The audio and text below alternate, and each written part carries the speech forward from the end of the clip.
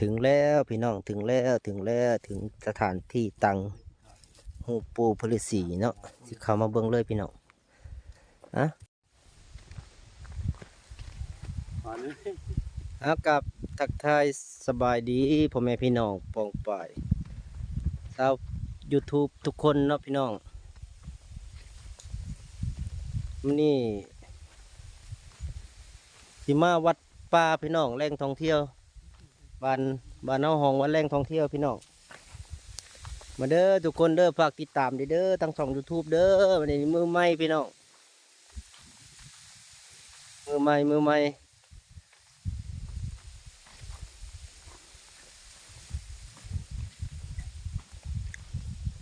ชีวิตเป็นอยู่กะ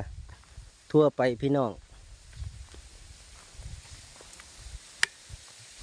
ชีวิตเศร้าให้เศร้านา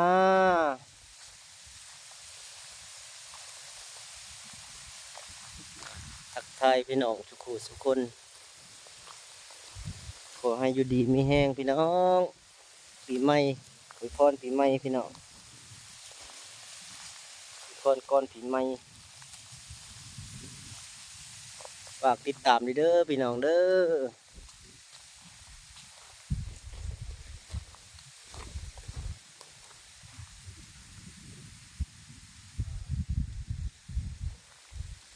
อันนี้ทางสร้างไม้พี่น้องสร้างทางเขาวัดป่าคือแหล่งท่องเที่ยวพี่น้อง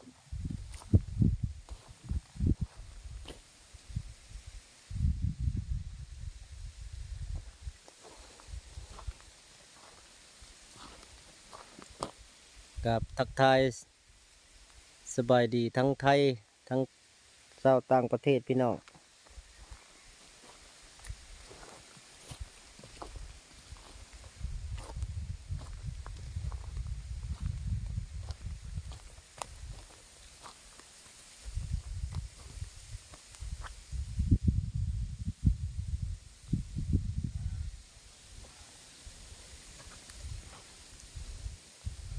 วันนี้เขาสิ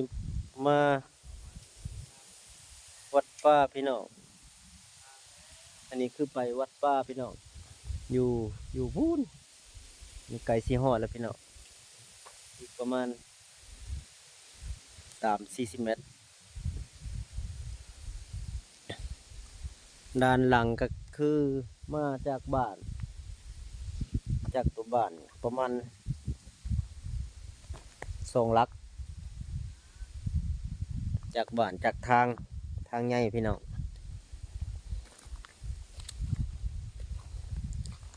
ติดอยู่กับสายทางเลข10พี่น้อง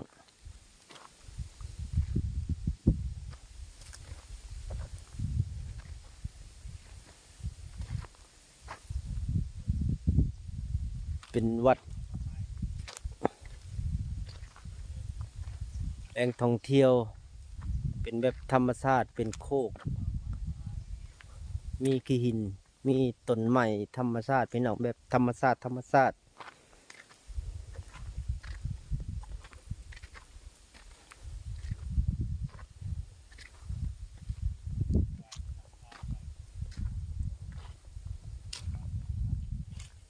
นี่คือมีรถฟอร์ดจำนวนหนึ่งมาบุกเบิกหนทางพี่น้องเอ้ยนี่เมื่อก่อนก็เป็นห้องเป็นโซกเป็นเหวเป็นแปลงให้สะดวกสบาย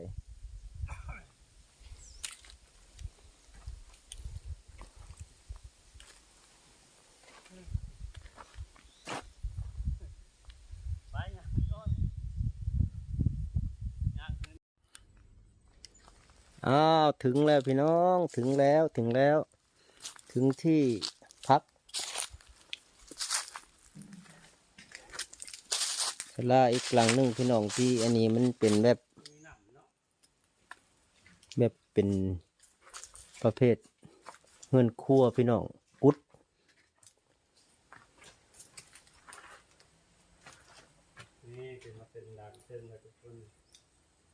ดพักอันนี้คือศาลาหน่อยพั ผักที่เฮ็ดอยู่เฮ็ดกินพี่น้องอยู่ด่านเทิงนั่นคือตัวนี้คือหนทางพี่น้องทางยังเข้ามาบ่ได้พี่น้องยังค่าพักหินอันนี้เป็นหินเป็นพักอีกพักหนึงยังเข้ามาบ่ถึงรถก็ได้ คือมีน้ำกับลอยวะ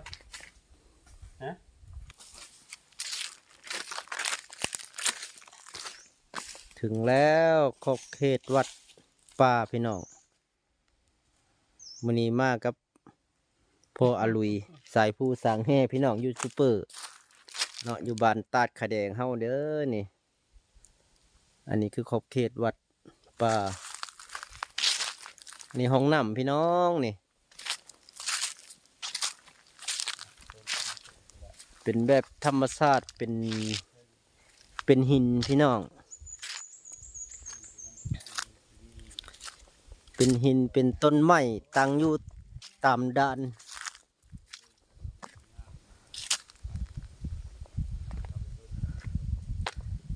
เอ้าจะหน่อยฮอดมีพระพุทธรูปพี่น้องจะหน่อยจังพอกันอีกน้อยพี่น้องสบายดีโจน้อยมาฮอดกุดเพิ่นแหละ สบายดีพี่น้องขึ้นไปกราบพระน้ำกันพี่น้องนี่มีพระพุทธรูป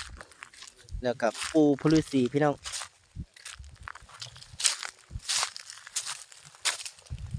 ที่เป็นแหล่งท่องเที่ยวธรรมชาตินี่งามหลาย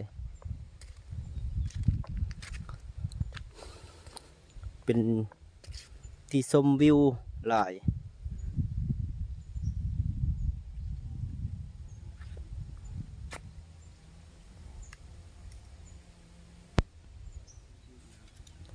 งามหลายพี่น้องงามหลายงามหลาย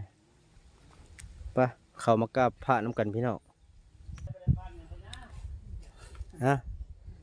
ต้องขออนุญาตมากราบพระน้ำกันพี่น้องเด้อมื้อนี้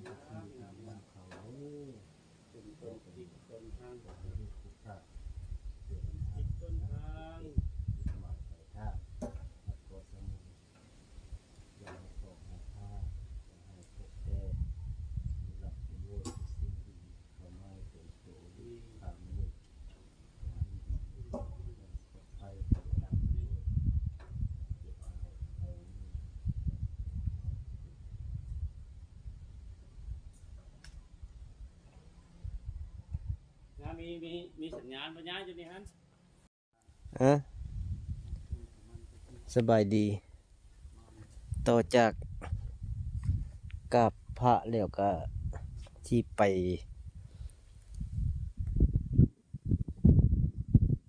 อุปันปูปุริสีก่อนเนาะพี่น้องคือปูปุริสีนี่ต้นต่อสบับพี่น้องเอ้ยต้นต่อเมื่อก่อนเพิ่นฮ้องว่าบุกปุริสีไปเบิ่งเนาะมันก็มีห้อยพระบาทมีประวัติไปมาพี่น้องก่อนที่เป็นแหล่งท่องเที่ยวก็ได้ความลึกก็ลึกเติบพี่น้องประมาณ10 เมตรความลึก ป่าก็มีเฮ้ยจริงอย่างงี้มีแล้ว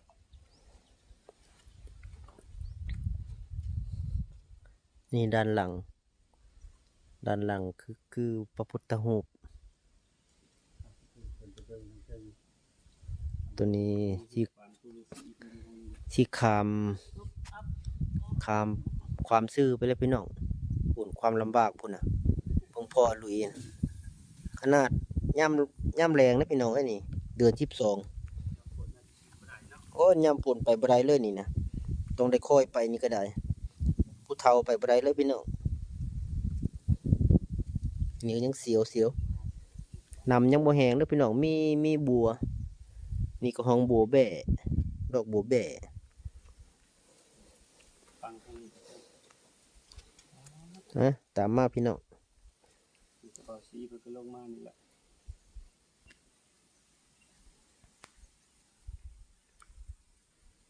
โอ้ความลึกอันนี้ฮอดแล้วพี่น้องนี่ฮอดใจห้องทางฟังพระพุทธรูปอันนี้ฟังพระพุทธรูปตัวนี้เห็นแต่หลังคานี่ขนาดยังเห็นหลังคานี่นะความลึกนี่อาจจะกว่า8 เมตรนี่ประมาณ10 กว่าเมตรปุ่นแหละความลึกนี่ฟังนี่ฟังปูพฤษีหูปปั้นปูพฤษีพี่น้องไปกันเลยพี่น้อง